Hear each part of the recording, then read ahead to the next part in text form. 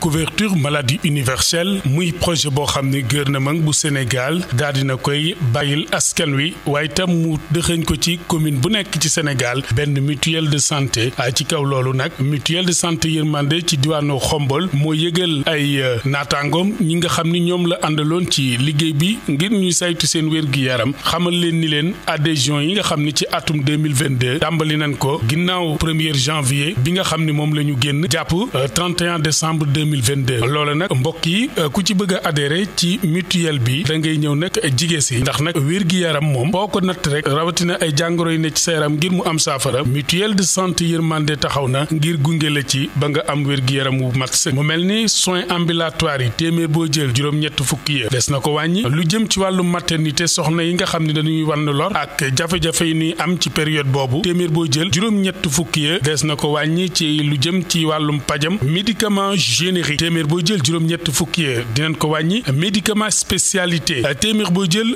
juróom fukki ya dinañ ko wàññi référence ya téeméer boo jël itam juróom-ñett fukki ya dinañ ko wàññi loolu lépp nag mbokk yi nga xam ni yéen a ngi ñuy bàyyi xel soo leen ci bëggee bénéficier wu da ngeen di woote ci numéro bi 78 442 41 72 wala ngeen ñëw ci siège social mutuelle de santé Yermandé nekk ci école 2 bu Khombole bu ko defee lépp loo leen jëm ci wàllum information dinañ leen ko matale mutuelle de santé Yermandé nekk ci askan wi rawatina poste de santé yi nga xam ne ñoo wër Khombole ak centre de santé bi nekk ci localité bi mutuelle de santé Yermandé mi ngi taxaw ngir nag yeesal ak xàll yoon ngir seen wér-gi-yaram ñëw leen ngeen bokk ci yéen mbokk yi nga xam ne yéen a ñuy bàyyi xel Khombole ak li ko wër ñu fas yéene àndal ak monsieur Serigne Ndiaga Diouf ak équipe ba mu àndal ngir nag wér-gi-yaram ci diwaanu Khombole ñu mën koo topp ba askan wi nekk ci jàmm.